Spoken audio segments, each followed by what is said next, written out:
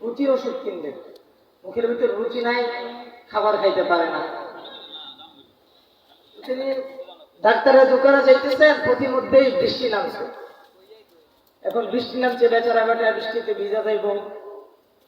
এখন তিনি একটা বাড়িতে যায় উঠছে। এখন এমন একটা সময় যায় উঠছে, তখন হচ্ছে দুপুরের টাইম, খাবারের সময়। আল্লাহ, যখন যায় উঠছে তখন বৃষ্টি পড়তেছে বাইরে। এখন ময়লার মা ডাক দিয়ে করবে, আমার তো আয়া করছে ঘরের ভিতরে, আমরা দুজন মানুষে খাই, যে তুমি আমার আয়া করছে মেহমান খেয়ে খাওয়া ঠিক না। মেহমান খাওয়ানো কি হোক সুন্নাত, মেহমান খাওয়ানো কি সুন্নাত। রাসূল সাল্লাল্লাহু আলাইহি ওয়াসাল্লাম বলেছেন, মান আহাব্বা সুন্নতি ফাকাদ আহাব্বানি ওয়া মান আহাব্বানি কানা মাই ফিল জান্নাহ। রাসূলুল্লাহ সাল্লাল্লাহু আলাইহি ওয়াসাল্লাম, রাসূল সাল্লাল্লাহু আলাইহি ওয়াসাল্লাম অসংখ্য অগণিত হাদিসের মধ্যে একটি হাদিস, যে ব্যক্তি আমার সুন্নতের উপর আমল করলো, যে ব্যক্তি আমার সুন্নতকে ভালোবাসবে সে যেন আমাকেই ভালোবাসলো, আর যে ব্যক্তি আমাকে ভালোবাসলো সেই উম্মত আমার সাথেই জান্নাতে থাকবে। জোরে বলে সুবহানাল্লাহ। এই যে সুবহানাল্লাহ কইলে লাভ আছে না লস? কি লাভ? আমরা যখন একটা কাজ করি, মনে করেন যে ব্যবসা করি, ব্যবসার ভিতরে কি লাভ, ওই লাভটা যদি জানা থাকে তাহলে ওই কাজটা করতে আমাদের আরো বেশি আগ্রহ হয়, ওই কাজটা করতে আমাদের আরো বেশি ভালো লাগে। এখন আমরা যে সুবহানাল্লাহ বললাম, এই সুবহানাল্লাহ বলার কি লাভ এটা যদি আমরা জানি, এখানে অনেক মানুষ আছে সুবহানাল্লাহ বলে নাই, দেখবেন একটা লোকেরও সুবহানাল্লাহ বলার মুখটা বন্ধ থাকবে না যখন এই লাভটা বলা হইল। উপকার কি সুবহানাল্লাহ বললে? রাসূলুল্লাহ সাল্লাল্লাহু আলাইহি ওয়াসাল্লাম বলেছেন, যে ব্যক্তি একবার সুবহানাল্লাহ বলবে, হাদিস শরীফে আছে, জান্নাতের ভিতরে আল্লাহ তাআলা একটি গাছ আল্লাহ তাআলা লাগাইয়া দেন।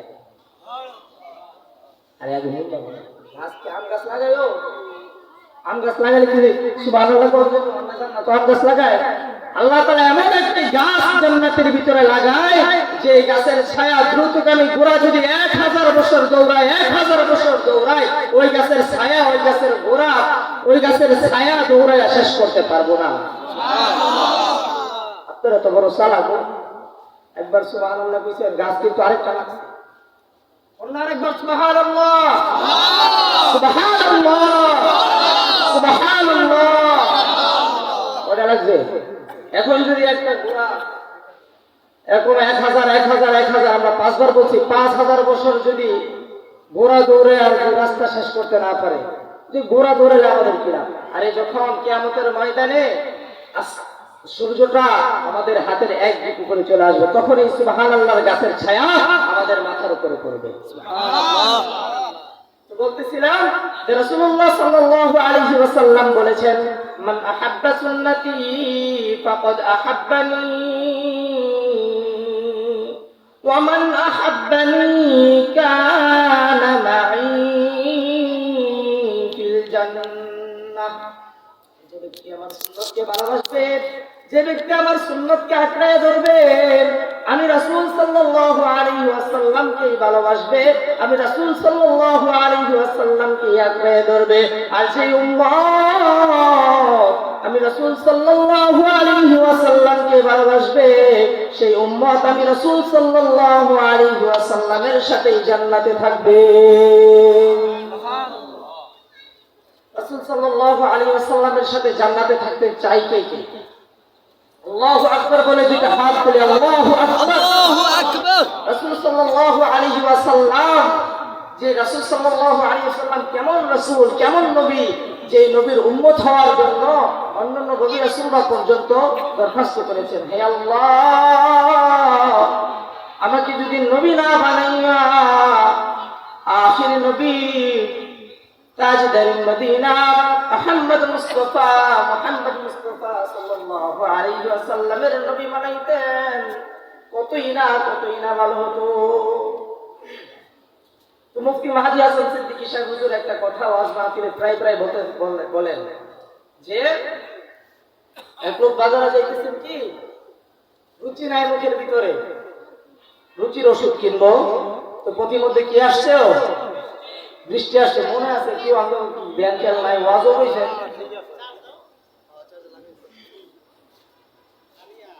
বৃষ্টি নামছে, এখন কই ঢুকছে? ঘরের ভিতরে ঢুকছে। এখন ময়নার ভাই কইতেছে যেহেতু দুপুরবেলা বৃষ্টিও নামছে, মেহমানও ঘরের ভিতরে আইছে, মেহমান খাওয়ানো শূন্য তো, তাহলে আমরা দুজনে মিলে জিলা খাবো না, মেহমানটারে করে খাওয়াই। এখন মেহমানটারে খাওয়ায়া লোকে হেরুমের টেনে ভাত থুইয়া ওই রকম গেছে খাইলামতে, আয়া দেয় ভাত নাই। আবার বেচারা কি হুদা খালি বল থুয়ে গেলাম, আবার গেছে ডাইল থুইয়া ভাত আনতে গেছে, আয়া দেয় ডাইল নাই। এমন করে 4-5 বার আয়া, এখন একবার আয়া ডাইল নাই, একবার আয়া ভাত নাই। এখন মনে হয় কই মেহমান কয়জন? মেহমান একজন। আমি যেভাবে দৌড়ে গেছেন আর যেভাবে ভাত আছে আমি তো হরান হয়ে গেছিলাম। ওই ময়নার ভাত তো হরান হয়েছ, এটা আমার দুঃখ না। আমার দুঃখ হইল আমি ভাত আর ডাইল একবার করতে পারলাম না, এই হইল আমার দুঃখ। বর্তমান সমাজের ভিতরে আমাদের আমাদের ভিতরে এরকম একটা দুঃখ আছে, আমরা ওয়াজ আর আমলকে আমরা একত্রিত করতে পারতেছি না। ওয়াজ আর আমলকে একত্রিত করতে পারলে আজকে বর্তমান সমাজের ভিতরে অশ্লীলতা থাকতো না। ওয়াজ তো সব জায়গায় হয়, আরে ওয়াজ মানুষের কানে নয়, মানুষের অন্তরের ভিতরে ঢুকাই দিতে হবে। ঠিক কিনা জুড়ে বলেন? ওয়াজ তো সব জায়গায় হয়। আজকের দিনের ভিতরে হাজার হাজার মাহফিল হইতেছে, মাহফিল হইলে কি হইব? মুসল্লি তো পরিবর্তন। আজকে এখন এত সুন্দর বয়ান শুনে যাবো, দেখবেন অনেক মানুষের ফজর নামাজ পড়বে। এই ওয়াজ হলে লাভ কি? মানুষের কানের ভিতরে নয়, অন্তরের ভিতরে ওয়াজ ঢুকাইতে হইবে। আমলের নিয়তে ওয়াজ শুনতে হইবে। এখানে যদি আমরা বসছি, আজকের এত সুন্দর একটা আয়োজন, এটা জান্নাতের বাগান। এটা কি? জান্নাতের বাগান। রাসূল সাল্লাল্লাহু আলাইহি ওয়াসাল্লাম দেখতেছেন, এটা সোডা, এই ফুলমূল দিয়ে সাজাইছে, এটা জান্নাত। মনে করে যে জান্নাত অনেক সুন্দর থাকবে, এখন ফুলমূল দিয়ে সাজাইছে, এর লাগি আমরা জান্নাতের বাগান কই? নাও, রাসূল সাল্লাল্লাহু আলাইহি ওয়াসাল্লাম আল্লাহ তাআলা নিজেই বলছেন যে যেখানে আল্লাহর আলোচনা হয়, রাসূলের আলোচনা হয়, আমরা যখন জমিন থেকে আসমানে তারকা দেখি না, আমরা যখন তারকা ঝলমল ঝলমল করে দেখি, তেমনি ভাবে আসমানের ফেরেশতারা যেখানে আল্লাহ তাআলার কথা হয়, আল্লাহর জিকির হয়, আল্লাহর শান ও মানের কথা হয়, বরকতের কথা হয়, সেখানে কি আসমানের ফেরেশতারা সেখান থেকেও আকাশের তারকার ন্যায় আমাদেরকে দেখতেছে।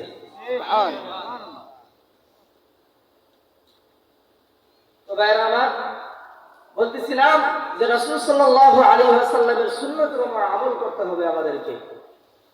আর একবার সুবহানাল্লাহ বললে কি লাভ? রাসূল সাল্লাল্লাহু আলাইহি ওয়াসাল্লামের সুন্নতের উপর আমল করলে কি লাভ? এই সংক্ষিপ্ত বিষয়ে আমি দুইটি কথা বলবো ইনশাআল্লাহ। আজকে যেহেতু কবরবাসীদের রুহের মাগফিরাত কামনায় মাহফিল, আমাদের প্রধান বক্তারাও চলে আসছে, আমি সংক্ষিপ্ত একটা দোয়া করে ইনশাআল্লাহ উঠে যাব। আমরা সকলেই দরুদ শরীফ পড়ি। اللهم صل على محمد وعلى ال محمد كما صليت على ابراهيم وعلى ال ابراهيم انك حميد مجيد. اللهم بارك على محمد وعلى ال محمد كما باركت على ابراهيم وعلى ال ابراهيم انك حميد مجيد. لا اله الا الله، لا اله الا الله، لا اله الا الله، لا اله الا الله، لا اله الا الله، لا اله الا الله. এই কালেমার বন্ধ ভেলা, এই কালেমার ভন্ধ বেলা, কাজে আসবে মরণ বেলা। এই কালেমার পক্ষে থাকলে, এই কালেমার পক্ষে থাকলে কবর হবে তোমার উজালা। লা ইলাহা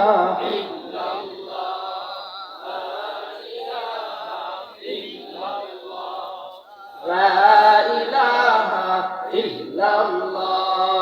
مدينة مدينة عاشق মুমিনের ঠিক مولانا لا إله إلا الله لا إله إلا الله لا إله إلا الله لا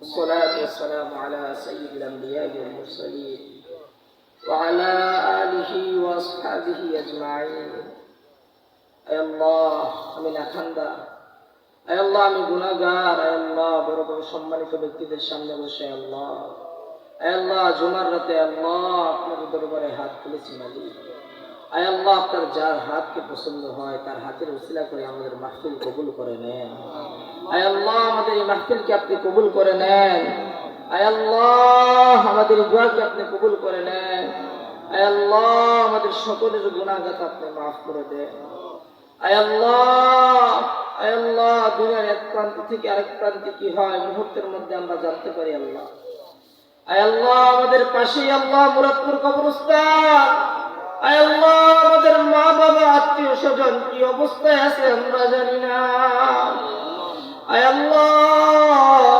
দুনিয়ায় কোনো ভুলের কারণে যদি আযাবের ফেরেশতার হাতে গ্রেফতার হয়ে থাকে মালিক আয় আল্লাহ আজকের দোয়ার খাতিরে তাদের কবরের আযাব মাফ করে দেন আয় আল্লাহ সাত বিচ্ছুর ঘর ওই অন্ধকার কবর আল্লাহ আয় আল্লাহ ওই অন্ধকার কবরে আল্লাহ আমাদেরকেও যাইতে হবে মালিক আয় আল্লাহ ওই অন্ধকার কবরে যাওয়ার পূর্বে আল্লাহ আয় আল্লাহ অন্ধকার কবরের প্রস্তুতি অন্ধকার কবরের ঘাটি আমাদেরকে বাঁধার তৌফিক দান করিয়া দেন صلى الله تعالى على خير خلقه محمد وآله وأصحابه أجمعين آمين برحمتك يا أرحم الراحمين.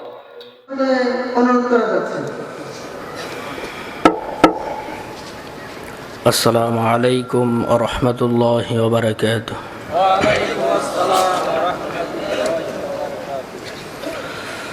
نحمده ونصلي على رسوله الكريم أما بعد فأعوذ بالله من الشيطان الرجيم بسم الله الرحمن الرحيم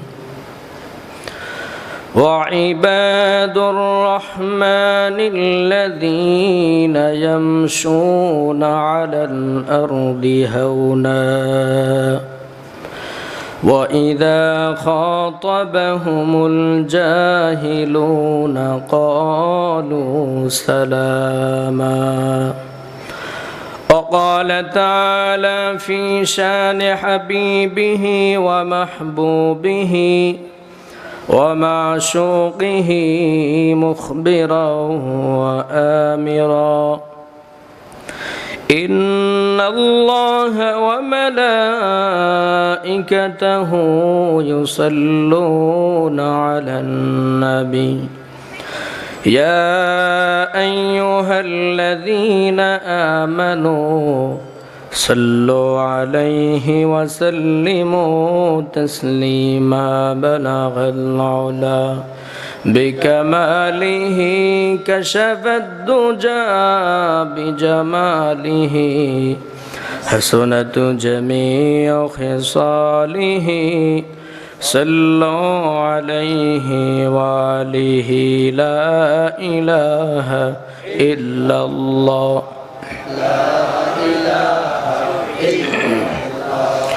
لا إله إلا الله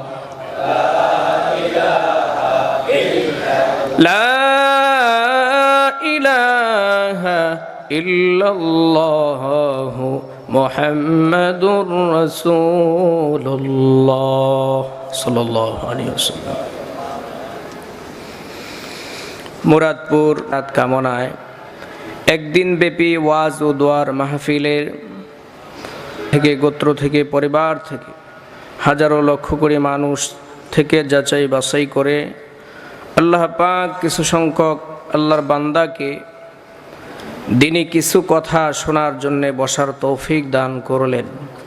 যে মালিক আসার বসার তৌফিক দান করেছেন সে মালিকের দরবারে কালিমাতুশ শুকর জবান খুলে আওয়াজ যাওয়ার পরে সুলাইমান আলাইহিস সালাম, উনি যে সুলাইমান, তারা কিন্তু সেই জেলে কিন্তু চিনে না। যদি চিনতো যে উনি সুলাইমান, তাহলে কি মুসলমান ওনারা নিয়ে বাড়িতে এরকম ভাবে সাধারণ বাড়িতে নিয়ে যায়? এখন চিনে না, সুলাইমান আলাইহিস সালাম আর পরিচয় দেয় নাই। এখন বলতেছে যে তুমি কি করবা, আমার এখানে কি কাজ করবা? যদি তুমি জোরে করে কয় দিরহাম, 30 দিরহাম তোমাকে দেওয়া হবে। এরকম ভাবে শর্ত, এই শর্ত অনুযায়ী উনি সেখানে কাজ শুরু করে দিলেন।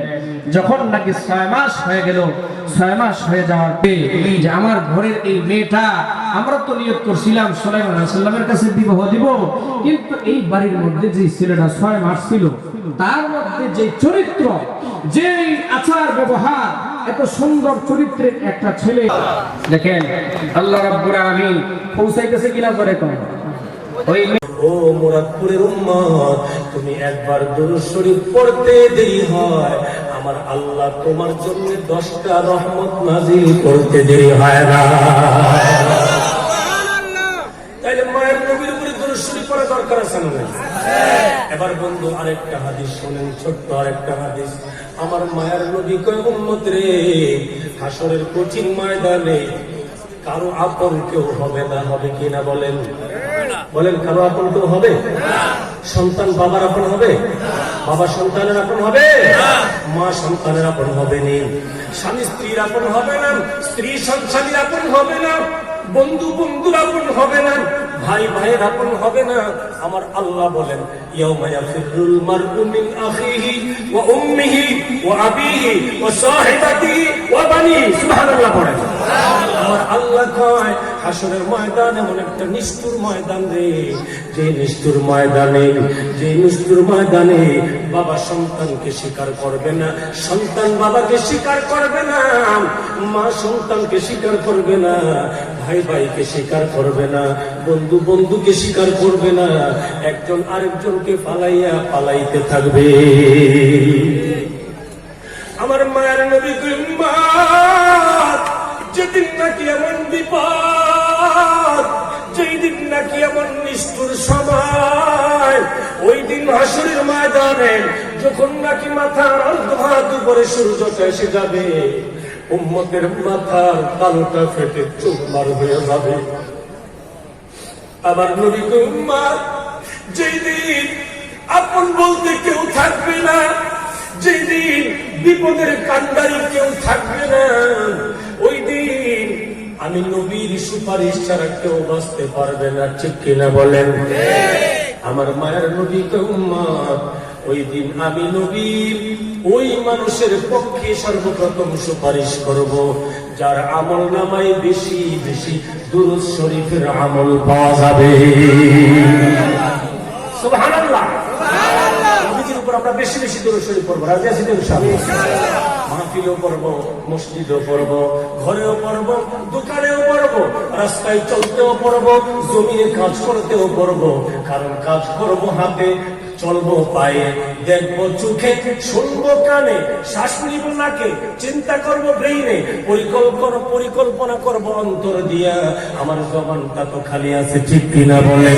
আমার জবান খরচ করে করে বেশি বেশি করে আমার আল্লাহর নামের জিকির করব, মদিনাওয়ালার নামে দুরূদ শরীফ পাঠ করব।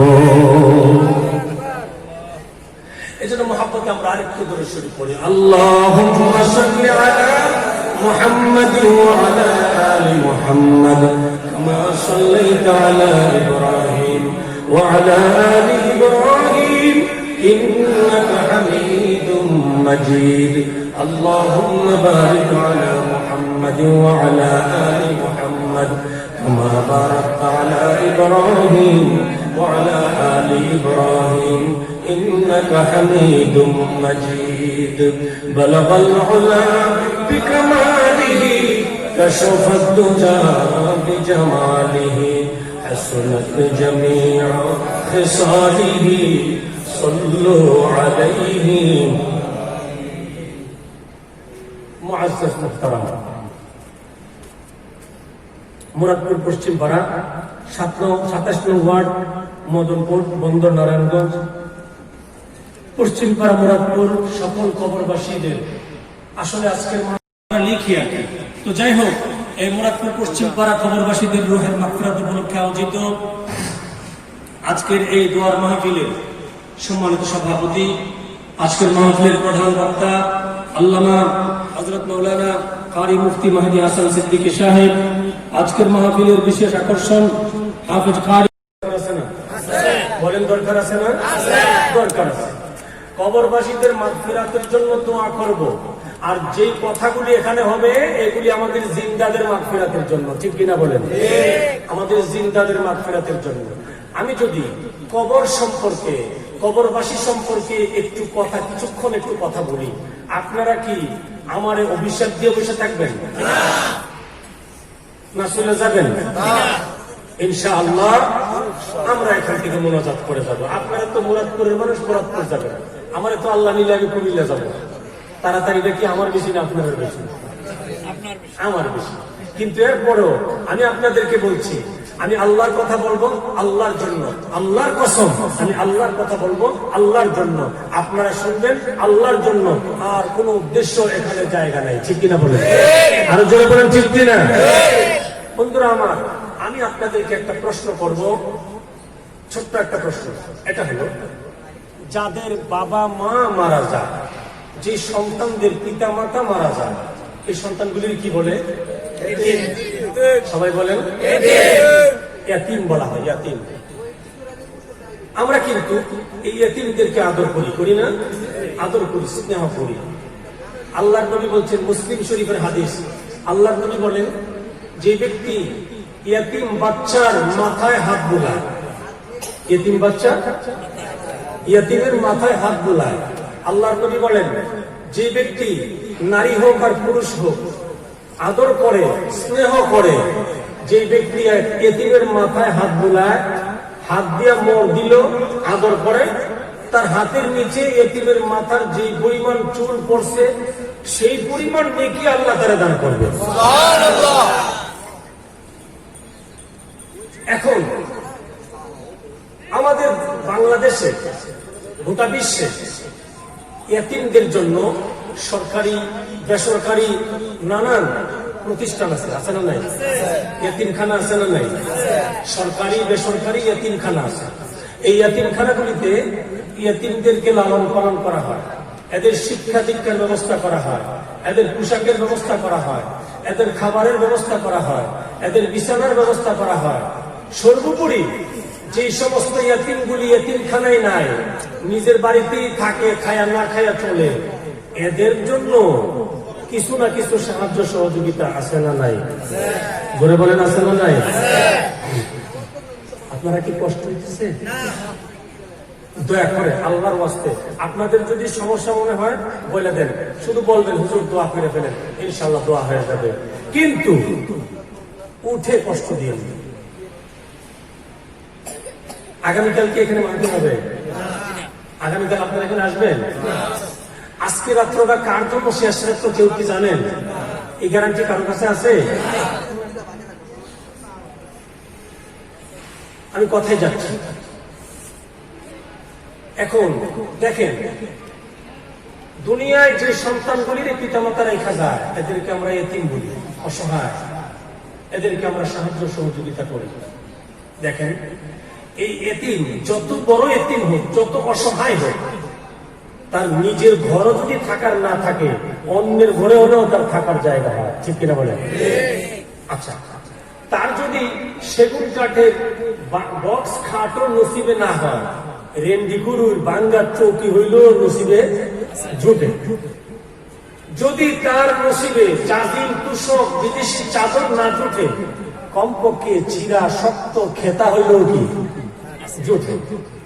তার ঘরে যদি ফ্যানের ব্যবস্থা না থাকে, কমপক্ষে ভাঙ্গা বেড়া দিয়া, ফাঁকা জায়গা দিয়া, জানালা দিয়া, দরজা দিয়া বাহিরের বাতাস ঢোকার ব্যবস্থা আছে না নাই? সে রাত্রিবেলা তার ভাঙ্গা করে ঘুমায়, সকালে ইচ্ছা করলেই সে মদনপুর যাইতে পারে। পারে কি পারে না? তার ঘরে যদি খাবার না থাকে, অন্য বাড়ির, অন্য গ্রামের, পাশের মহল্লার মানুষ হলেও তার একটু খোঁজ খবর নেওয়ার মতো আছে না নাই? তার ভাঙ্গা ঘরটায় যদি আগুন লাগে, পাড়া প্রতিবেশী কেউ বদনা নিয়া, কেউ বালতি নিয়া, কেউ কলসি নিয়া, কেউ পলিথিন নিয়া, পানি নিয়া দৌড়ে আসবে তার আগুন নিভাবার জন্য। ঠিক কিনা বলেন?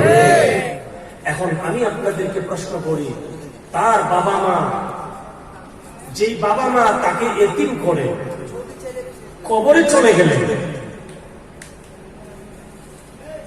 তারা কবরে যে চলে গেছেন, কবরটা বাড়ির কিনারে, ওই কবরের ভিতরে আগুন লেগে গেছে, ধাউ ধাউ করে আগুন জ্বলতেছে। পাড়া প্রতিবেশী কোনদিন কাউরে দেখছেন এক বালতি পানি নিয়ে যাইতে? জোরে বলেন, দেখছেন? তার কবরের ভিতরে অন্ধকার, লাইটের দরকার। তার কবরের ভিতরে কেউ দেখছেন কোনদিন একটা মোমবাতি নিয়ে কবরে দিয়ে ভিতরে দিয়ে একটা বিদ্যুতের লাইট, এলইডি লাইট? তার কবরের ভিতরে বিছানা নাই। কেউ কি কোনদিন পারছেন বাবার কবরের ভিতরে একটা ছিঁড়া খেতার বিছানা দিতে? পারেন না। তার কবরের ভিতরে বাতাস ঢোকার মতো কোনো ব্যবস্থা নাই, দরজা নাই, জানালা নাই, ফাঁকা নাই।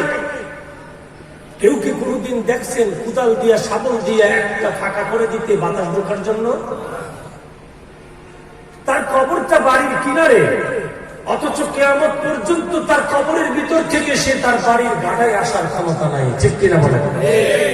এখন আমি আপনাদেরকে প্রশ্ন করব, মুরাদপুরবাসী যে সন্তানগুলিকে দুনিয়াতে রাইখা গেছেন, ওরা বড় এতিম নাকি যিনি কবরে চলে গেছেন উনি বড় এতিম? কথা বলেন। যিনি মরে গেছেন উনি সবচেয়ে বড় এতিম। ঠিক কিনা বলেন? যে এতিমগুলির দুনিয়ায় রেখে গেছেন, এই এতিমগুলি ছিঁড়া কাপড় হলেও পড়তে পারে, কিন্তু যিনি কবরে চলে গেছেন উনি কত বড় এতিম? তিনি কত বড় এতিম? পরনের কাপড়টা খুলে ফেলা হয়েছে, গায়ের গেঞ্জিটা খোলা যায় না, কেটে ফেলা হয়েছে।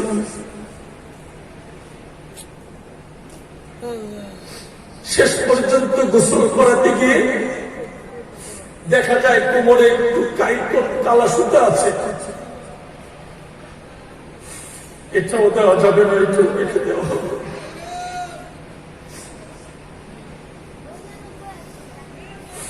এটাও দেওয়া যাবে না।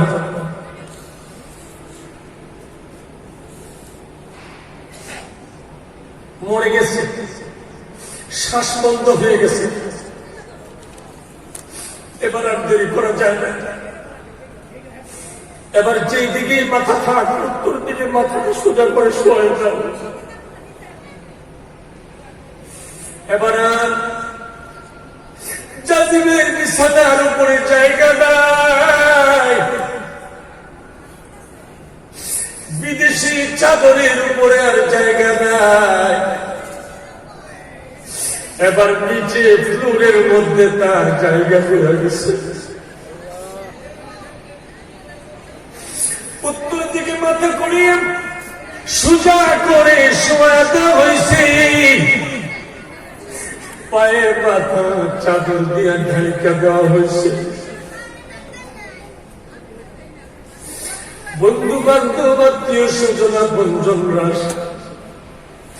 মুখের কাপড়টা উঠাইয়া চিরদিনের জন্য একবার দেখে চোখের পানি ছাড়ে।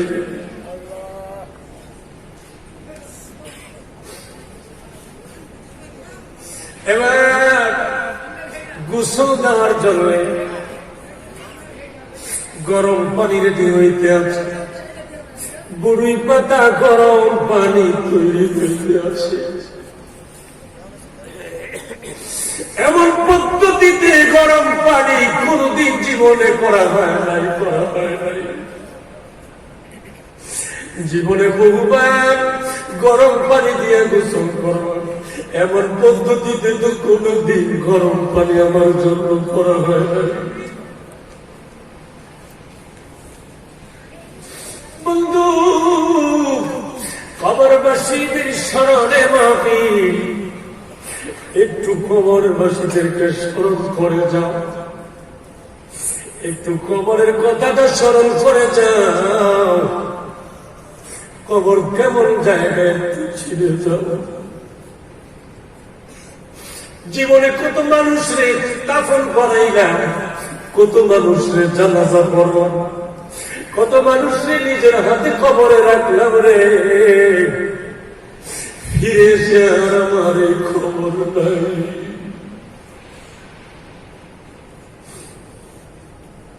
এবার গোসল দেওয়ার জন্য উঠোনের কিনারায় চতুর্দিক দিয়ে পর্দা টানানো হয়ে গেছে। আমার জীবনে তো কোনোদিন এই পদ্ধতিতে গোসল করি নাই।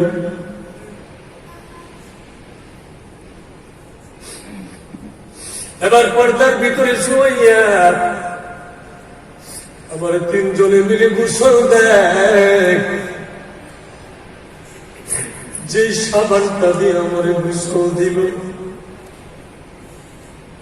সারা জীবন ভর গোসলখানার ভিতরে একটাই সাবান ছিল, একটা সাবান দিয়ে ঘরের সবাই গোসল করলাম। আজকে আমার যে সাবানটা দিয়ে গোসল করাইল, যে সাবানটা অবশিষ্ট রইল, আমার বিবি এই সাবান ব্যবহার করতে রাজি না।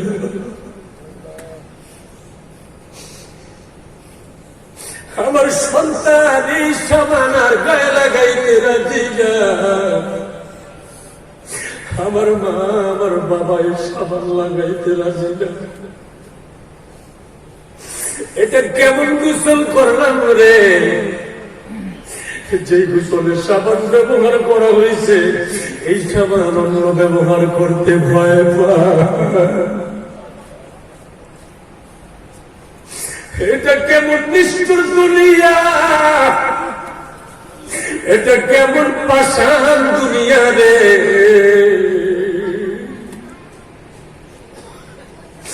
আমার গায়ের ব্যবহারের সাবানটা গায়ে লাগাইতে ভয় পায়।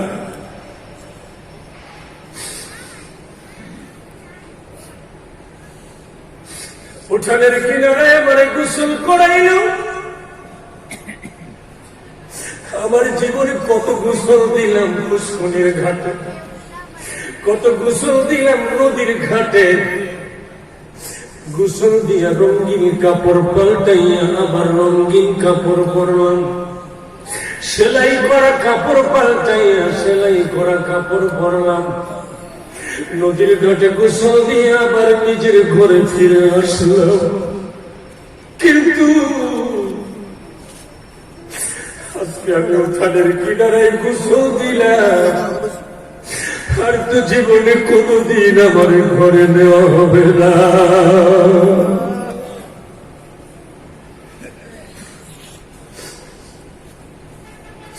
জীবনে আর কোনদিন আমার ঘরে নেওয়া হবে না। উঠোনের কিনারায় গোসল দিয়া আর আমার গায়ে রঙিন কাপড় লাগানো হবে না। আমার গায়ে আর সেলাই করা কাপড় লাগানো হবে না। আমার 3-5টা টুকরা কাপড়ের ভিতরে শোয়াইয়া পায়ে মাথা মাঝখানে 3টা ফিতা দিয়া বাঁধ দিবে। দুনিয়ার পুলিশের হাতে যদি ধরা পড়ে যায়, আমার হাতে হাত করা লাগানো হবে।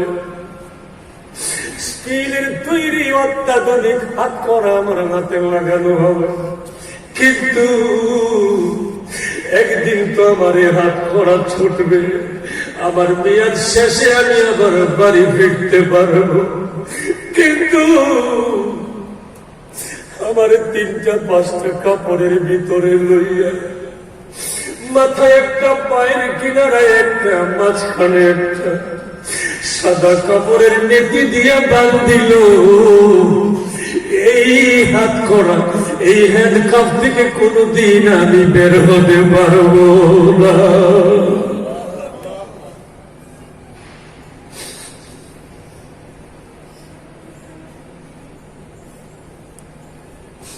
বন্ধু, 3-5টা কাপড়ের ভিতরে আমারে বন্দি করিয়া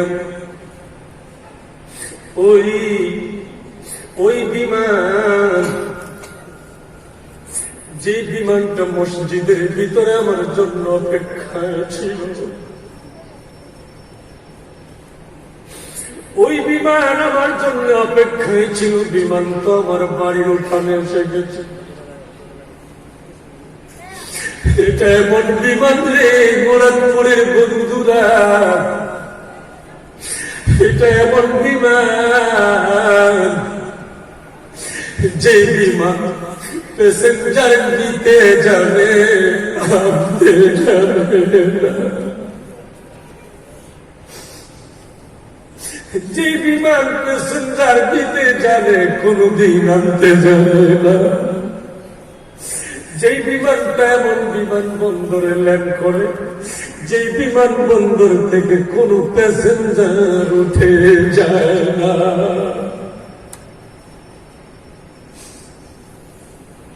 বন্ধু, এবার 4 পা বিশিষ্ট বিমানের মধ্যে আমার শোয়া,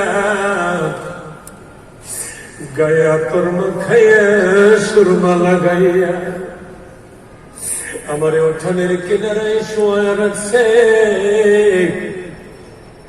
সারাটা দিন আমি উঠানের কিনারায়, আমার সন্তান, এত আদরের সন্তান, যে সন্তানরে নতুন কাপড় পরাইয়া নিজে ছেঁড়া কাপড় পরলাম, যে সন্তানরে খুশি করিয়া নিজে বেজার রইলাম, যে সন্তানকে, যে সন্তানের সুখের জন্য নিজে সুদের ব্যবসা করলাম, যে সন্তানরে বড় লোক বানায় যাওয়ার জন্য ঘুষের ব্যবসা করলাম, যে সন্তানরে বড় লোক বানায় যাওয়ার জন্য নামাজ ছেড়ে দিয়া মদনপুর বাজারে বন্দরে ব্যবসা করলাম, যে সন্তানরে বড় লোক বানায় যাওয়ার জন্য আমি অন্যের জমিনের পানি আইনা নিজের জমিনে দিলাম, অন্যের জমিনের ধানের গোছা নিজের জমিনে আইনা লাগাইলাম, নিজের জমিনের আইলটা কাইটা অন্যের জমিন নিজের জমিনের ভিতরে আনলাম, যে সন্তানের সুখের চিন্তা করিয়া এত কিছু করলাম,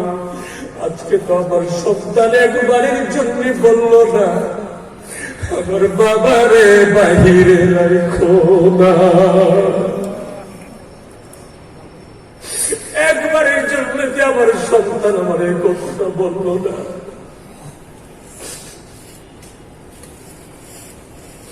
দিন শেষ, জানাজা হয়ে গেল, হাজার হাজার মানুষ মিলে জানাজা দিয়া 4 জনের কাঁধে লইয়া কবরের দিকে রওনা করছে।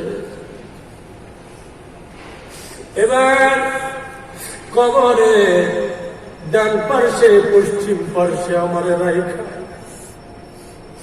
2 জন অথবা 3 জন মানুষ কবরে নাইল, 2টা হাত বাড়াইয়া দিছে, দাও কোলে উঠায়া দাও। 3 জনের কোলে উঠায়া দেওয়া হল, কোলে নিয়া কিন্তু রাখে নাই। যখন কোলে দেওয়া হয়েছে,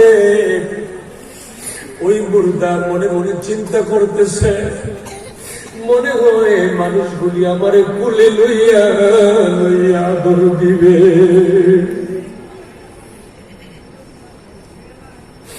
মনে হয় মানুষগুলি আমার কোলে লইয়া লইয়া স্নেহ ভালোবাসা দেবে, মনে হয় মানুষগুলি আমার সঙ্গে কবরে থাকবে।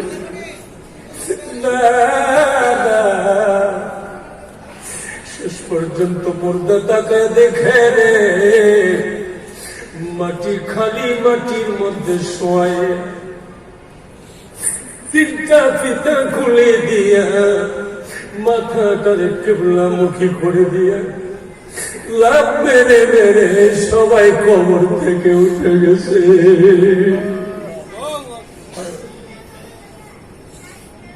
এবার নিষ্ঠুরের মতো নির্দয়, নিষ্ঠুরের মতো পাষাণের মতো সন্তান, ভাই বেড়াদের, বন্ধু বান্ধব, আত্মীয় স্বজন সবাই মিলিয়া বাঁশের টুকরা গুলি সারি সারি করে বিছায়া, বাঁশের সারিগুলি বিছাইয়া কবরের উপরে, বাঁশের উপরে ঘড়ি চাকি বিছাইয়া দিছে। সুবহানাল্লাহ। মাটির হবে বিছানা,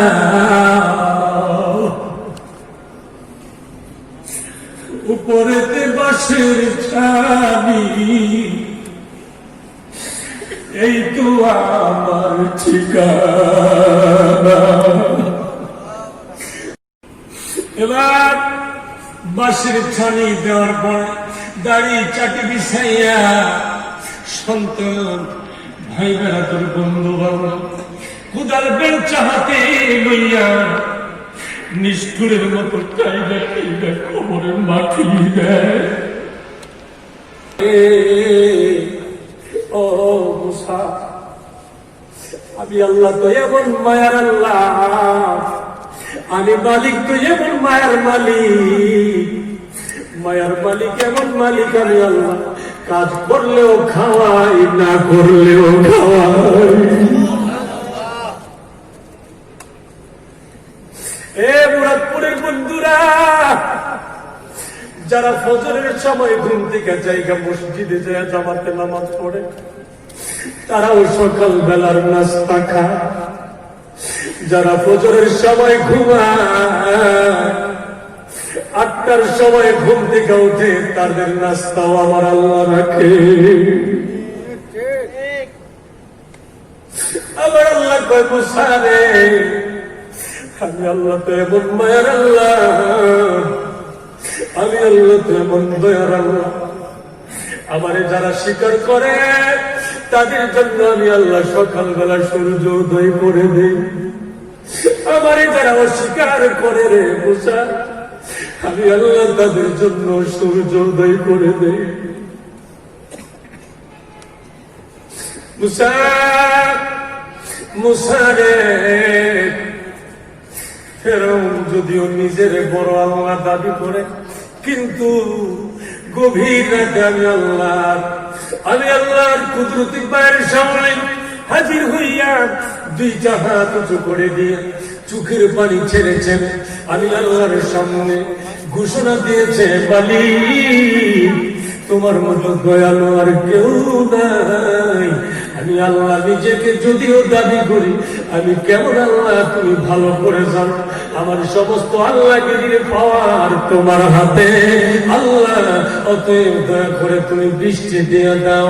মুসা নবী রে, আমি আল্লাহর দরবারে ফেরাউন চোখের পানি উপহার দিছে, যদিও ফেরাউন নিজের আল্লাহ দাবি করে কাট্টা কাফের। কি কাফের?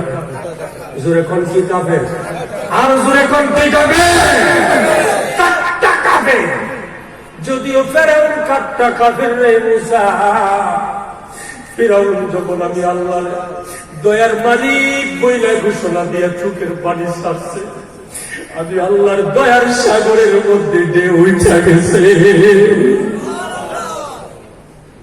আমি আল্লাহর মায়ের সাগরের মধ্যে তুফান সৃষ্টি হয়ে গেছে রে।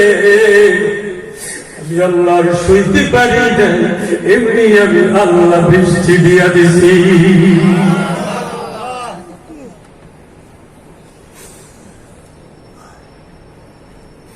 বন্ধু আমার, বলতেছিলাম ওই কবর, যেই কবরে আপন বলতে কেউ নাই। জোরে বলেন কেউ আছে? আরো জোরে বলেন কেউ আছে? যে কবরে আপন বলতে কেউ নাই, যেই কবরে মাটি আপন জনেরা টাইনা মাটি দিয়া বাড়ির দিকে সবাই চলে গেছে, আর কেউ নাই কবরের কিনারায়। আমার নবী কয়, উম্মত, এই মুরাদপুরের উম্মত, এখন বড় বিপদের সময় রে। তোমরা যদিও কবর ছেড়ে চলে যাইতে আছো, এই খবরের মধ্যে এখন দুইজন ইমিগ্রেশন অফিসার, দুইজন ইমিগ্রেশন কর্মকর্তা কবরে আসবে। সুবহানাল্লাহ বলেন, আরো জোরে বলেন সুবহানাল্লাহ। বন্ধু আমার, যারা বিদেশে যায়, বাংলাদেশ থেকে প্রবাসে যায়, তারা একটা অফিস অতিক্রম করে যায়। অফিসটার নাম কি বলেন? বলেন, আমি কিন্তু বলছি একটু আগে নামটা। ইমিগ্রেশন। কি নাম? ইমিগ্রেশন। ইমিগ্রেশন অতিক্রম না করে কেউ যাওয়ার ক্ষমতা নাই। যেতে পারবে?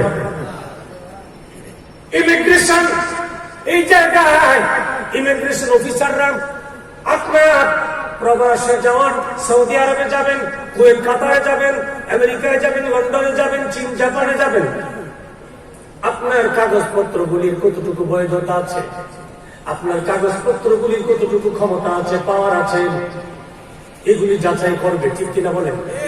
আপনার পাসপোর্ট দেখবেন, আপনার ভিসার ফটোকপি দেখবেন, আপনার টিকিটটা যাচাই করবেন। আপনার সবকিছু যাচাই করার পরে আপনি যদি 1 নাম্বার সিরিয়ালে থাকেন, আপনি যদি 1 নাম্বার হন, আপনাকে ট্রান্সফার করে দেবে ফ্লাইটের দিকে, বিমানের দিকে। ঠিক কিনা বলেন? বিমানের রুমে আপনাকে পাঠিয়ে দেওয়া হবে। ওই রুমে আপনি বসে অপেক্ষা করবেন বিমানের জন্য। কিন্তু যদি 2 নাম্বারই ধরা পড়ে যায়, বিন্দু পরিমাণ যদি ধরা পড়ে যায়, আপনাকে বিমানে রেস্ট রুমে, ওয়েটিং রুমে আপনাকে জায়গা দেওয়া হবে না। আপনার জায়গাটা হবে বিমানবন্দরের হাজতখানায়। ঠিক কিনা বন্ধুরা আমার? এবার কবরে যখন নাকি আপন জনেরা কবরে শোয়াইয়া মাটি দিয়া সবাই যখন যার জন্য চলে আসে কবরে, আপনার জিন্দেগি, আপনি যে এই জগৎ থেকে ওই জগতে রওনা করেছেন, আখিরাতের দেশে আপনি রওনা করেছেন, আপনার সঙ্গে কিছু কাগজপত্র আছে না? না, আপনার সঙ্গে যাচাই করার, পরীক্ষা নিরীক্ষা করার কিছু বিষয় আছে। এটা হলো আপনার আমলনামা। ঠিক কিনা বলেন? আপনার আমলনামা যাচাই করা হবে। আপনার আমলনামা যাচাই করবে। আপনার আমলনামাগুলির ভিতরে মদিনার নবীর সুন্নতের সিলমোহর মারা আছে কিনা? সুবহানাল্লাহ বলেন। মদিনার নবীর সুন্নতের সিলমোহর মারা আছে কিনা? আপনার আমলনামার ভিতরে কোন আল্লাহর ওলির সিলমোহর মারা আছে কিনা? কোন হক্কানি আলেমের সিলমোহর মারা আছে কিনা? আপনার আমলনামাটা চেকিং দেওয়া হবে। সুবহানাল্লাহ বলেন, আল্লাহু আকবার বলেন। কষ্ট হইতেছে আপনারা? বাবা 11:30 বেজে গেছে, তো আপনার দরকার। বন্ধু আমার, এবার আপনার আমলনামাগুলি যাচাই করা হবে, চেকিং করা হবে। আপনি মুরাদপুরের নারী হন আর পুরুষ হন, আপনি শিক্ষিত হন আর মূর্খ হন, কালো হন আর সুন্দর হন, খাটো হন আর লম্বা হন, চিকন হন আর মোটা হন, আলেম হন আর জাহেল হন, আপনি যাই হন না কেন, পীরের মুরিদ হন আর না হন, আপনি যাই হন, আপনি যত কিছুই হন না কেন, আপনার জিন্দেগির সমস্ত আমলনামাগুলি যাচাই করা হবে। আপনার আমলনামার ভিতরে মদিনার নবীর সুন্নতের সিলমোহর আছে কিনা? বন্ধু, ও বন্ধু আমার, এবার ইমিগ্রেশন কর্মকর্তা কয়জন? কয়জন? নাম কি? নাম কি? মুনকার নাকির। নাম কি? মুনকার নাকির। নাম কি বলেন? মুনকার নাকির। 2 জন ফেরেশতা আসবে কবরে আইসাম, কবরের ভিতরে আইসাম, কবরের মধ্যে আইসাম, আপনাকে আমাকে শোয়া রাখা হয়েছে। দেরি নাই, আর দেরি নাই। এমনি আইসা বলবে, এ আব্দুর রহমান, খাবার খাইতে পারবো না। এই সন্তান, তোর মা কিন্তু এভাবে খাইতে পারে না, করে বেঁচে নিয়ে। এই মা যার আছে মায়ের খেদমত করবি, ওই মা যার আছে মায়ের পায়ের মধ্যে চুমু খাইবি, এই মা যার আছে মায়ের পায়ে ছুঁয়া মায়ের কাছ থেকে দোয়া নেবে, মায়ের কাছ থেকে ক্ষমা নেবে। মা, মা, জীবনে ভুল করেও যদি কোনো অন্যায় করে থাকি, জীবনে অবুঝ অবস্থায় যদি তোমার কোনো কষ্ট দিয়ে থাকি, মা তুমি আমার মাফ করে দিও। মা তুমি আমার মাফ করে দিও। মার এইভাবে 10 মাস 10 দিন পর্যন্ত কষ্ট দিলাম। মার মনের ভিতরে আল্লাহ সারা দুনিয়ার চোখ মায়া ঢুকাই দিচ্ছে। সুবহানাল্লাহ। মা 10 মাস কষ্ট করলেন।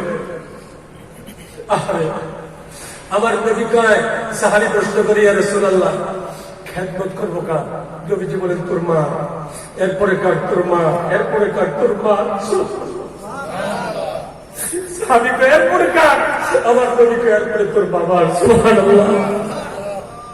আমার নবী কয় তোর মায়ের হাত 3 স্তর বেশি, তোর মায়ের হাত 3 গুণ বেশি। এই জন্যে তোর মা এমন 3টা কষ্ট করছে যে 3টা কষ্ট তোর বাবা করে দেয়। তোর মা করে 10 দিন পেটে বোঝা বসে, তোর পায়ের গোটা সহ্য করছে, তোর পায়ের লাথি সহ্য করছে পেটের ভিতরে। তোর মা রাতে আরামে ঘুমাইছে, শীতের রাতে কম্বলের নিচে ঘুমাইছে, কম্বলটা গরম হয়েছে, এমনিতে পেটের ভিতরে লাথি মারছ। তোর মা পেটের ব্যথায় পাগলের মতো হয়ে গেছে। তোর মা লাফ দিয়ে উঠে গেছে, সহ্য করতে পারে নাই। তোর মা দেয়ালের সাথে হাত দিয়ে ধরে মাথাটা দেয়ালের সাথে ঠেকাইয়া চোখের পানি ছেড়ে ছেড়ে তোর মা কাঁদছে আর আল্লাহ আল্লাহ বলে আল্লাহ ডাকছে। তোর বাবা পাশে শুয়ে শুয়ে ঘুমাইছে। তোর মা তোরে অত্যন্ত কষ্টের সাথে মৃত্যুটারে বরণ করিয়া তোর মা তোরে ডেলিভারি করছে রে। তোর ডেলিভারির ব্যথা যখন শুরু হয়েছে, তোর মা তখন সবার কাছ থেকে মাফ চাইছে।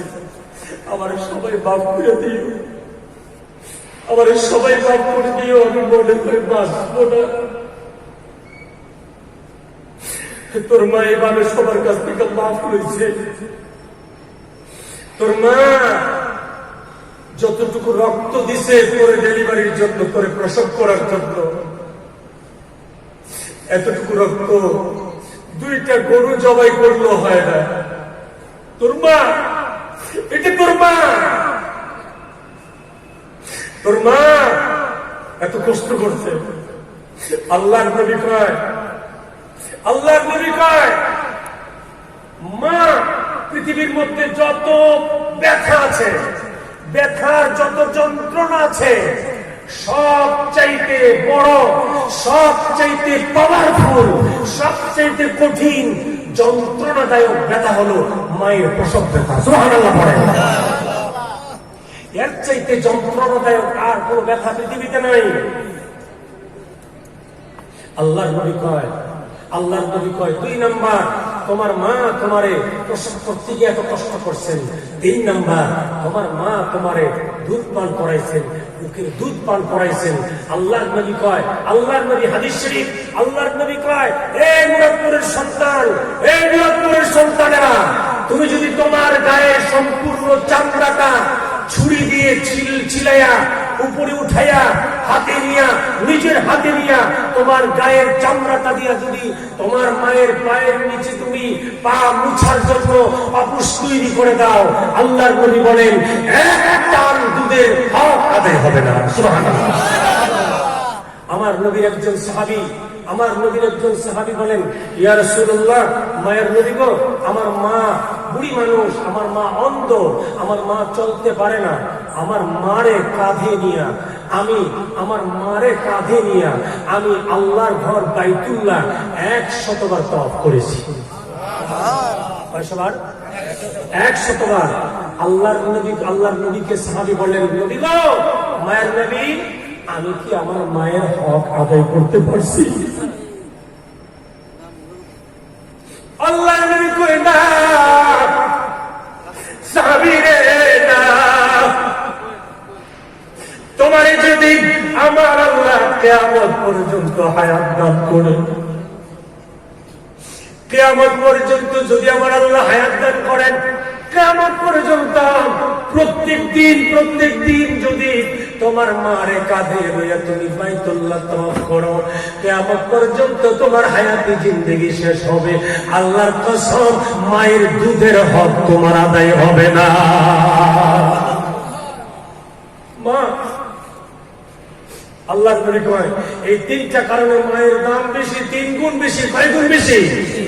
মায়ের দাম 3 গুণ বেশি। মায়ের সেবা করতে হবে, বাবার সেবা করতে হবে। মায়ের সেবা করে বাবার সেবা করে জান্নাত লাভ করতে হবে, কারণ জান্নাত মা বাবার কাছে। ঠিক কিনা বলেন? আল্লাহর নবী বলেন আল জান্নাতু তাহতা আকদামিল উম্মাহাত। আল্লাহর নবী কয় প্রত্যেকটা সন্তানের জান্নাত তার মায়ের পায়ের নিচে। সুবহানাল্লাহ। আরেক হাদিসে আল্লাহর নবী বলেন হুমা জান্নাতুকা ওয়া নারুকা। আল্লাহর নবী বলেন সাহাবীরা রে, তোমাদের জান্নাত তোমাদের পিতামাতা, তোমাদের জাহান্নাম তোমাদের পিতামাতা। ঠিক কিনা বলেন? অর্থাৎ পিতামাতাকে যদি রাজি খুশি রাখতে পারো, পিতামাতার দোয়া নিয়ে, নেক দোয়া নিয়ে যদি কবরে শুইতে পারো, তোমার কবরটা আল্লাহ জান্নাতের বাগান বানায়।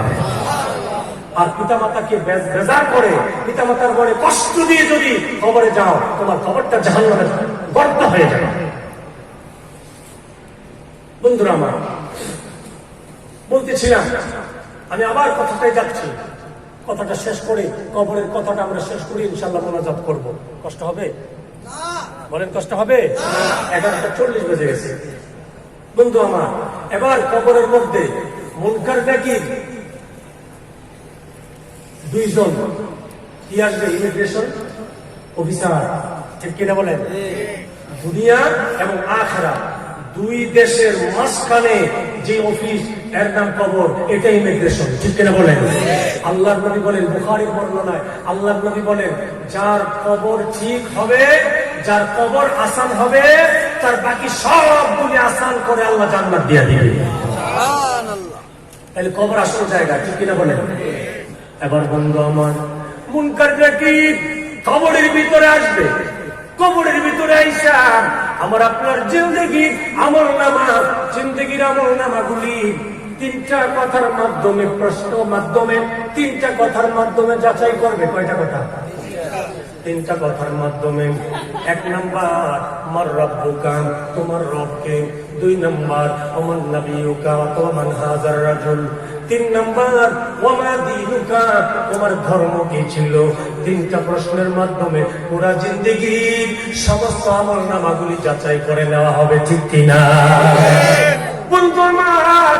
এবার আমার নবীজি বলেন, আমার নবীজি বলেন হাদিস শরীফ, আমি যে হাদিসটা তেলাওয়াত করেছিলাম, আল্লাহর নবী করেন আল কবরু রাউযাতুম মির রিয়াজিল জান্নাহ ওয়া হুফরাতুম মিন হুফারিন নার। আল্লাহর নবী কয় মৃত্যুর পরে আমার উম্মতের ভিতরে কারো জন্য তার কবরটা হবে জান্নাতের বাগান। সুবহানাল্লাহ।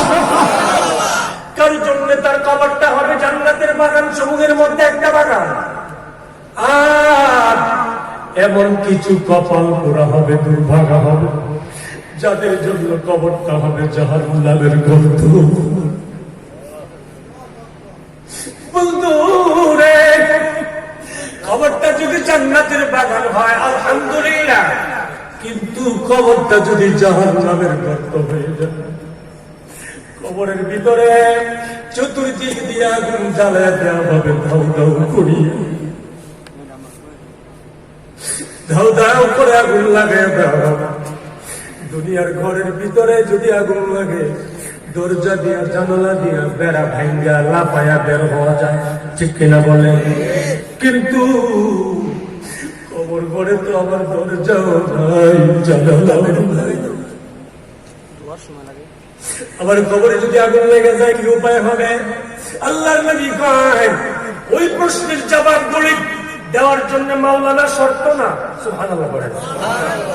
এই প্রশ্নগুলি দেওয়ার জন্য শাইখুল হাদিস শর্ত নয়, মুফতি মুফাসসির মুহাদ্দিস শর্ত নয়, পীর হওয়া শর্ত নয়। ওই প্রশ্নের জবাবগুলি দুনিয়ার জমিনে আরবির দিক দিয়ে পণ্ডিত হলেই জবাব দিতে পারবে না। আবার দুনিয়ার জমিনে যে ব্যক্তি আলিফ বা তা সাও পারে না, তার জন্য জবাব দেওয়া কঠিন হবে না। সুবহানাল্লাহ পড়েন। বন্ধু আমার, মায়ের নবী উম্মত, উম্মত রে, আলেম বুঝিনাম, পীর বুঝিনাম, বুজুর্গ বুঝিনাম, রিকশার ড্রাইভার বুঝিনাম, দিন মজুর বুঝিনাম, মেইলের শ্রমিক বুঝিনাম, সুইপার মেতর বুঝি না, ধনী গরিব বুঝি না, শিক্ষিত মূর্খ বুঝি না। আল্লাহর নবী কয়, যার আমল নামার মধ্যে আমি মদিনাওয়ালা নবীর সুন্নত তরিকা থাকবে, সুন্নতের সিলমোহর থাকবে, তার জীবনের নামাজ আমি নবীর সুন্নত তরিকায়, তার জীবনের রোজা আমি নবীর সুন্নত তরিকায়, তার জীবনের হজ আমি নবীর সুন্নত তরিকায়, তার জীবনের যাকাত আমি নবীর সুন্নত তরিকায়, তার জীবনের কোরআন তিলাওয়াত আমি নবীর সুন্নত তরিকায়, তার জিন্দেগির পর্দা পশিদা আমি নবীর সুন্নত তরিকায়, তার জীবনের ব্যবসা বাণিজ্য, চাকরি নকরি, লেনদেন, চলাফেরা, ওঠা বসা, আচার ব্যবহার, তার সব কিছুর মধ্যে তার ব্যক্তিগত জীবন, তার পারিবারিক জীবন, তার সামাজিক জীবন, তার রাষ্ট্রীয় জীবন, তার অর্থনৈতিক জীবন, তার শিক্ষা জীবন। দোয়া হয়ে যাবে না? একটু দুরূদ শরীফ পড়েন, সাল্লাল্লাহু আলা সাল্লাল্লাহু মাহফিলের ফান্ডে, মাহফিলের ফান্ডে, আচ্ছা সাল্লাল্লাহু আলাইহি বালাগাল উলা বিকামালিহি কাশাফাদ দুজা বিজামালিহি হাসনাত জামিউ খিসালিহি সাল্লু আলাইহি ওয়া আলিহি। মুহাব্বতে কয়েক মর্তবা নফি ইসবাতের জিকির করেন, নফি ইসবাতের জিকির, লা ইলাহা ইল্লাল্লাহ। অর্থের দিকে খেয়াল রেখে, লা মানে নাই, কিচ্ছু নাই, কোনো মালিক নাই, কোনো দয়ার মালিক নাই, মায়ের মালিক নাই, ভালোর মালিক নাই, মন্দের মালিক নাই, শান্তির মালিক নাই, অশান্তির মালিক নাই, ধন সম্পদের মালিক নাই, প্রাচুর্যের মালিক নাই, দরিদ্রতার মালিক নাই, কোনো কিচ্ছুর মালিক কেউ নাই। যিনি মালিক তিনি হলেন ইল্লাল্লাহ। নফি ইসবাতের জিকির, লতিফায়ে কালবের দিকে খেয়াল করে সকলে নফি ইসবাতের জিকির কয়েক মর্তবা আমরা করব। লা ইলাহা ইল্লাল্লাহ, লা ইলাহা ইল্লাল্লাহ, লা ইলাহা ইল্লাল্লাহ, লা ইলাহা ইল্লাল্লাহ, লা ইলাহা ইল্লাল্লাহ, লা ইলাহা ইল্লাল্লাহ, লা ইলাহা ইল্লাল্লাহ, লা ইলাহা ইল্লাল্লাহ, লা ইলাহা ইল্লাল্লাহ, লা ইলাহা ইল্লাল্লাহ, লা ইলাহা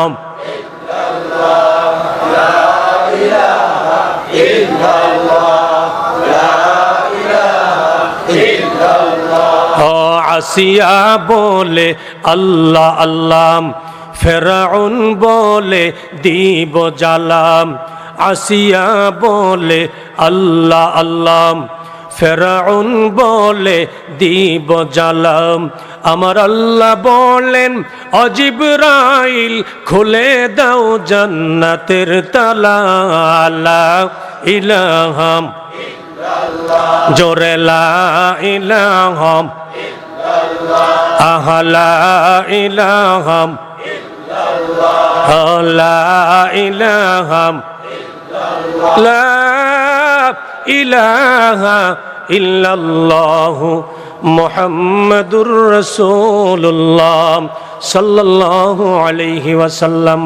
সকলে যার যার মুর্দেগানদের মাগফিরাত উপলক্ষে কবর জিয়ারতের নিয়তে আমরা এখানে বসে সকলে বিসমিল্লাহর সাথে একবার সূরা ফাতিহা শরীফ, তিনবার কুল হুয়াল্লাহ শরীফ পড়ব।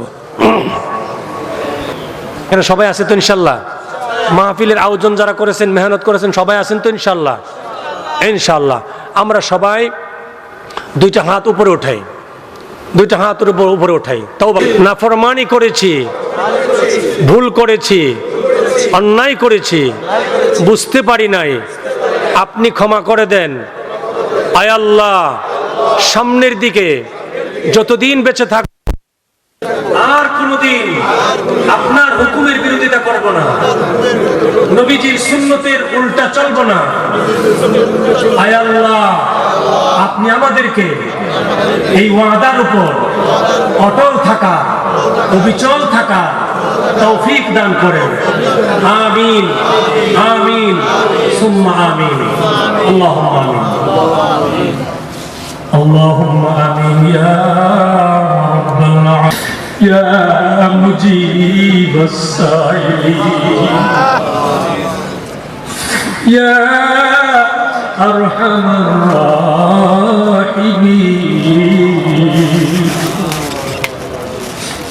আমরা গুনাহগার মনে ক্ষমা করে দয়াতে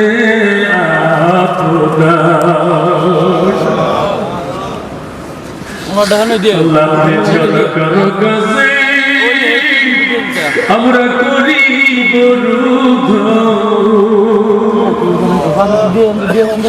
আপনি বিলেকে বুঝিবে যায় ফিরে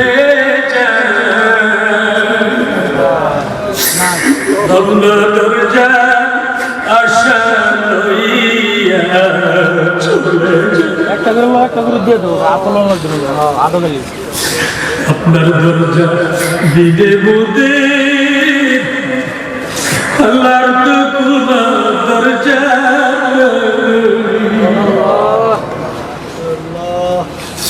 আপনি ফিরায়া দিলে আপনি ফিরায়া দিলে আমরা ঘর দরজাতে যাই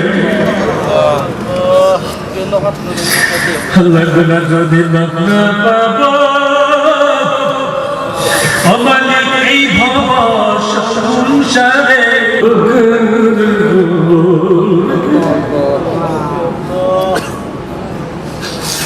দরজা নাই রে জানালা নাই রে আমারি যে ঘরে চারিদিকে আগুন লাগলে কেমনে থাকবো সেই ঘরে وإن تغفر لنا وترحمنا لنكونن من الخاسرين الله আপনি রহমতের নজর দিয়া গভীর রজনীতে দোয়া কবুলের সময় রহমতের সময় আপনার দয়ার নজরটা দিয়ে তাকায় দেখেন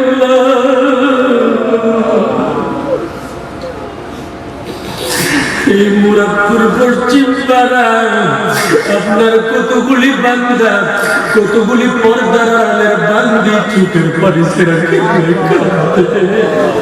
আল্লাহ আল্লাহ আল্লাহ আপনি কইছে গুনাহগারের চোখের পরে আপনার কাছে বেশি ছিল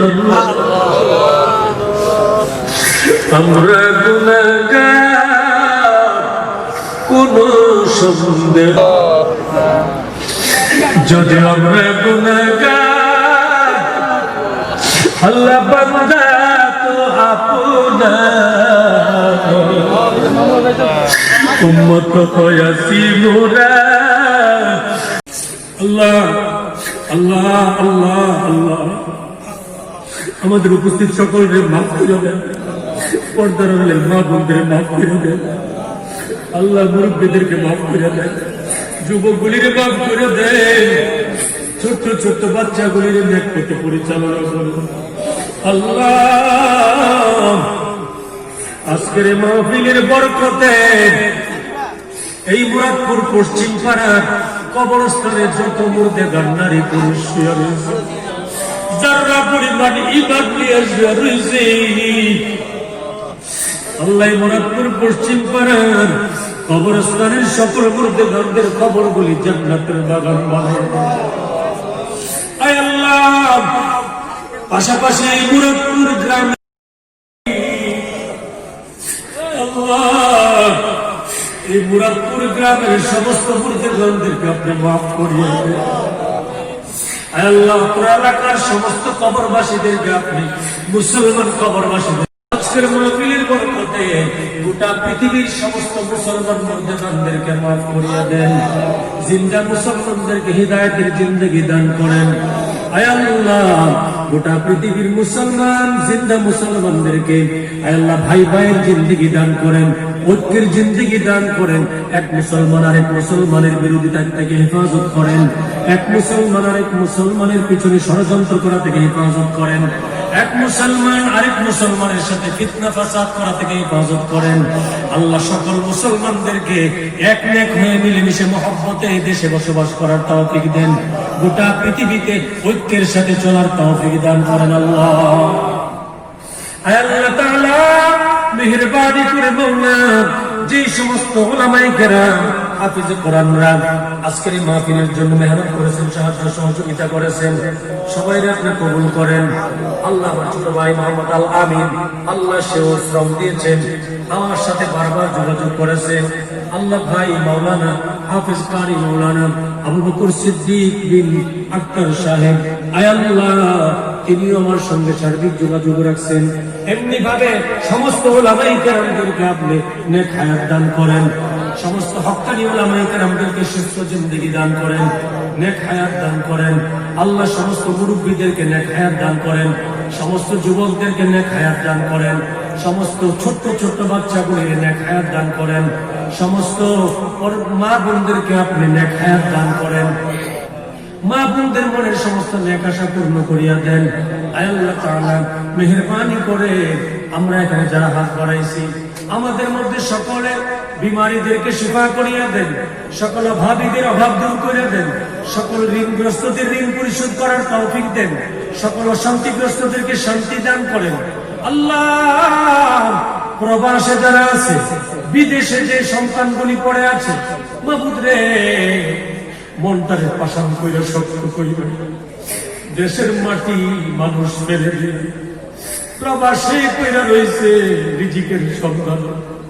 আল্লাহ তাদের রিজিকের ব্যবস্থা আপনি হালাল ভাবে কইরা দিয়ে দাও, তাদেরকে আপনি হেফাজত করে রেখে দাও আল্লাহ, তাদের রুজির মধ্যে বরকত দিয়ে দাও। অনেকে বিদেশে সমস্যায় আছে, কাগজপত্র নাই, ব্যবস্থা করে দেন। অনেকের মালিক ভালো দেন, মালিককে তার প্রতি সদয় করিয়া দেন। অনেকে কাজ করে মেহনত করেছে, টাকা সময় মতো পায় না, তাদের সময় মতো টাকার ব্যবস্থা করে দেন। আয় আল্লাহ প্রবাসে যে যে সমস্যা আছে সমাধান করে দেন। অনেকে বিদেশে যাওয়ার চেষ্টা করতেছে, বছরের পর বছর টাকা কামায় খাচ্ছে, যাইতে পারতেছে না, যাওয়ার ব্যবস্থা সহজ করে দেন। আয় আল্লাহ বাংলাদেশে যারা চাকরি করে, ব্যবসা করে, কৃষি কাজ করে, হালাল ভাবে করার তৌফিক দিয়ে চাকরি ডিপার্টমেন্টের রহমত বরকত আর প্রমোশন দিয়ে শান্তি করে দিয়ে আল্লাহ আজকের মাহফিলের বরকতে গোটা পৃথিবীর সমস্ত মুসলমান মুসলমানদেরকে মাফ করিয়া দেন, জিন্দা মুসলমানদেরকে হিদায়াতের জিন্দেগি দান করেন। আয় আল্লাহ গোটা পৃথিবীর মুসলমান জিন্দা মুসলমানদেরকে আয় আল্লাহ ভাই ভাইয়ের জিন্দেগি দান করেন, ঐক্যের জিন্দেগি দান করেন। এক মুসলমান আরেক মুসলমানের বিরোধিতা থেকে হেফাজত করেন, এক মুসলমান আরেক মুসলমানের পিছনে ষড়যন্ত্র করা থেকে হেফাজত করেন, এক মুসলমান আরেক মুসলমানের সাথে ফিতনা ফাসাদ করা থেকে হেফাজত করেন। আল্লাহ সকল মুসলমানদেরকে এক নেক হয়ে মিলেমিশে মহব্বতে এই দেশে বসবাস করার তৌফিক দেন, গোটা পৃথিবীতে ঐক্যের সাথে চলার তৌফিক দান করেন আল্লাহ। আয় আল্লাহ তাআলা মেহেরবানি করে মাওলা যে সমস্ত উলামায়ে কেরাম হাফিজে কোরআনরা আজকের এই মাহফিলের জন্য মেহনত করেছেন, সাহায্য সহযোগিতা করেছেন, সবাইকে আপনি কবুল করেন। আল্লাহ আমার ছোট ভাই মোহাম্মদ আল আমিন, আল্লাহ সেও শ্রম দিয়েছেন, আমার সাথে বারবার যোগাযোগ করেছেন। আল্লাহ ভাই মাওলানা হাফিজ কারি মাওলানা আবু বকর সিদ্দিক বিন আক্তার সাহেব, আয় আল্লাহ তিনিও আমার সঙ্গে সার্বিক যোগাযোগ রাখছেন। এমনি ভাবে সমস্ত উলামায়ে কেরামদেরকে আপনি নেক হায়াত দান করেন, সমস্ত হক্কানি উলামায়ে কেরামদেরকে সুস্থ জিন্দেগি দান করেন, নেক হায়াত দান করেন। আল্লাহ সমস্ত মুরব্বীদেরকে নেক হায়াত দান করেন, সমস্ত যুবকদেরকে নেক হায়াত দান করেন, সমস্ত ছোট্ট ছোট্ট বাচ্চাগুলিকে নেক হায়াত দান করেন, সমস্ত মা বোনদেরকে আপনি নেক হায়াত দান করেন, মা বোনদের মনের সমস্ত নেক আশা পূর্ণ করিয়া দেন। আয় আল্লাহ তাআলা মেহেরবানি করে আমরা এখানে যারা হাত বাড়াইছি আমাদের মধ্যে সকলে বিমারীদেরকে শিফা করিয়া দেন, সকল অভাবীদের অভাব দূর করে দেন, সকল ঋণগ্রস্তদের ঋণ পরিশোধ করার তৌফিক দেন, সকল অশান্তিগ্রস্তদেরকে শান্তি দান করেন। আল্লাহ প্রবাসে যারা আছে, বিদেশে যে সন্তানগুলি পড়ে আছে, মাহবুব রে মনটারে পাশান কইরা শক্ত কইরা দেশের মাটি মানুষ ফেলে দিয়ে প্রবাসে কইরা রয়েছে রিজিকের সন্তান। আল্লাহ তাদের রিজিকের ব্যবস্থা আপনি হালাল ভাবে কইরা দিয়ে দাও, তাদেরকে আপনি হেফাজত কইরা রেখে দাও আল্লাহ, তাদের রুজির মধ্যে বরকত দিয়ে দাও। অনেকে বিদেশে সমস্যায় আছে, কাগজপত্র নাই, ব্যবস্থা করে দেন। অনেকের মালিক ভালো দেন, মালিককে তার প্রতি সদয় করিয়া দেন। অনেকে কাজ করে মেহনত করেছে, টাকা সময় মতো পায় না, তাদের সময় মতো টাকার ব্যবস্থা করে দেন। আয় আল্লাহ প্রবাসে যে যে সমস্যা আছে সমাধান করে দেন। অনেকে বিদেশে যাওয়ার চেষ্টা করতেছে, বছরের পর বছর টাকা কামায় খাচ্ছে, যাইতে পারতেছে না, যাওয়ার ব্যবস্থা সহজ করে দেন। আয় আল্লাহ বাংলাদেশে যারা চাকরি করে, ব্যবসা করে, কৃষি কাজ করে, হালাল ভাবে করার তৌফিক দিয়ে চাকরি ডিপার্টমেন্টে রহমত বরকত আর প্রমোশন দিয়ে শান্তি করে দিয়ে আল্লাহ ব্যবসা সকলের বড়ের আশা পুরো করে দে, সকলের আশাগুলি পুরো করে দে। আল্লাহ আল্লাহ রে জান্নাতের ক্ষমতা যদি আমার হাতে থাকতো, জান্নাতের মালিকেরা যদি আমার হাতে থাকতো, ও মালিক আমি এই মুহূর্তে প্রত্যেকটা মানুষের হাতে হাতে জান্নাত দিয়ে দিতাম। আল্লাহ যে ওয়াসসালামু আলাল মুরসালিন ওয়ালহামদুলিল্লাহি রাব্বিল আলামিন। আমিন আমিন সুম্মা আমিন। ওয়াজআল আখির কালামিনা ইনদা সাকরাতিল মাউত শাহাদাতান আল্লা ইলাহা ইল্লাল্লাহু মুহাম্মাদুর রাসূলুল্লাহ।